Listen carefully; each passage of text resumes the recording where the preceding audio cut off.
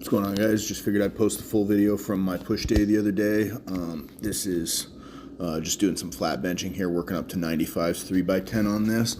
And I mentioned in a couple of the shorts, man, I just felt exhausted this day. I had about 3 hours sleep. I've been off and on sick for like 2 weeks. It's pretty much gone now, thankfully. But yeah, this day was about 3 hours sleep, you know, in a caloric deficit, really low on carbs. And I mean, man, when I walked in there and I picked up, just getting warmed up, I picked up a pair of 25-pound dumbbells and I was like, holy crap, man, this is going to be a hard workout, you know. And it's crazy when you feel those like lighter weights and you just know right from the get-go, damn, they're heavy today.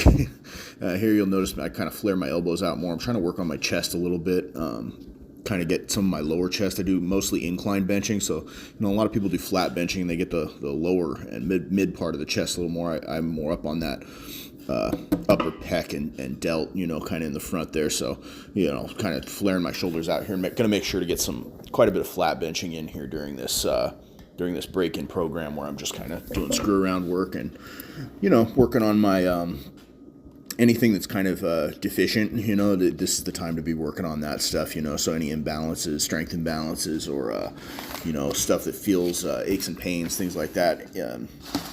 Not being on a strength block, this is kind of the ideal time for me to work on all that stuff. I feel like the whole moral of the story for this whole workout for me was just like to remind myself that, you know, not every day you're at your best, you know, not every day you get to go in and be as strong as you were the time before, you know. And it's like, I know that's obviously a fact, you know, that you can't just maintain your peak strength forever.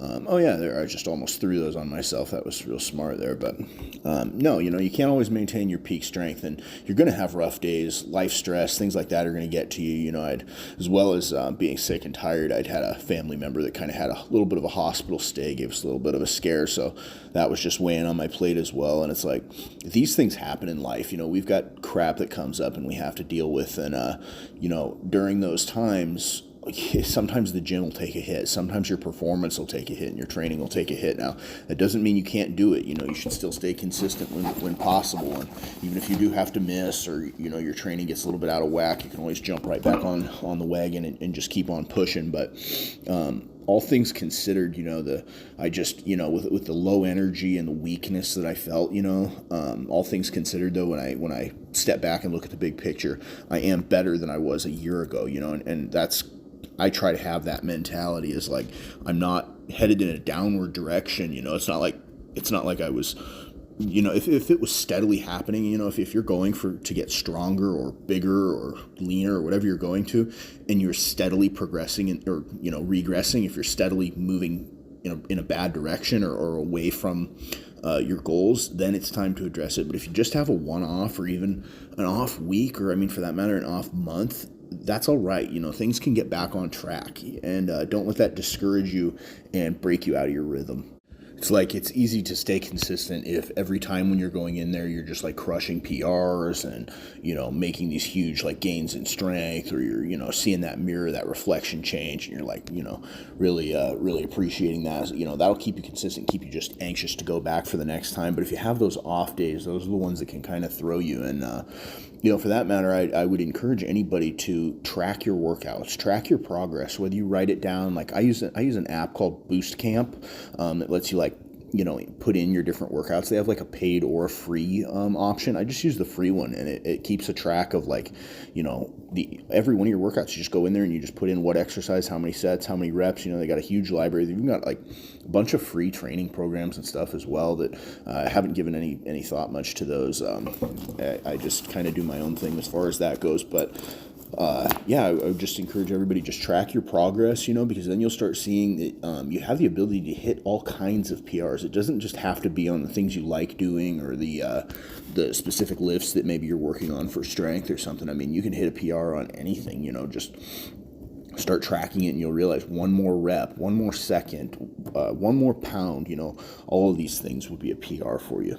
Also, not sure what part of the country or anything like that you guys, or the world for that matter, anyone might be in, but you know, the changes in the seasons and things too, if there's, you know, changes in the weather and things like that, can sometimes throw people off too. And I know around here in our neck of the woods, the rain kind of came in, and it just kind of throws everybody off when things just suddenly change. The temperature kind of drops, and you just don't have the pep in your step that maybe you did when the sunshine was there. And whatever the reason, man, it's like outside life will get involved sometimes, and I mean, we can't just put ourselves in a bubble and expect only progress. Like I feel like that's not how real progress happens anyway. Like real progress is made when you continue to push on despite adversity. Like you do run up on those challenges, and conquering the challenges is where the progress happens. It's not having every day going to be easy street, so that was just kind of my thought process of when I walked in and picked up those first weights. I was like, man, get me out of here, and we've all been there. We've all been there when it's like you just don't know, like how am I going to get through this? Why am I even here? I've cut the workout short before, if it just feels like it's not happening, or there's an injury risk, things like that. It's better to just walk away than get completely jaded and just give up. That's not the thing to do. It's one bad day is fine to recover from, but a bad lifetime isn't. But yeah, here I was just obviously on the pec deck, and I don't really need an incredible amount of weight on here to get the stimulus. For me, it's like just really let that stretch get on there and like that. And I know I've ripped apart the exercise scientists, and it kind of gets irritating when you have people telling you the exact way that it has to happen for you to get big or strong. And I'm here to tell you that's just not the case. Through consistency and also tracking your progress, you will make gains. You will progress. And anybody that's telling you have to do it a certain way, or that it can only be achieved through X training modality, that's just not accurate. You'll hear the best in the world say otherwise. And while there may be benefits to doing things a certain way and not doing things a certain way, if you're not getting injured and you can stay consistent, and you're enjoying it, I mean, that is really what it's all about.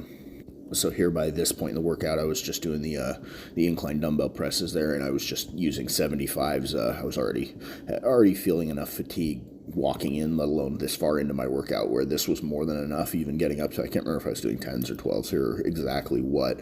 Sometimes, honestly, training, I don't even count sometimes. It's, when I'm doing this kind of training, when it's just like, just to get the muscle activation and get some hypertrophy going, you don't even always need to count. It's I've just found that you just get to fatigue, and then you give it a couple more good ones rather, and you'll be there.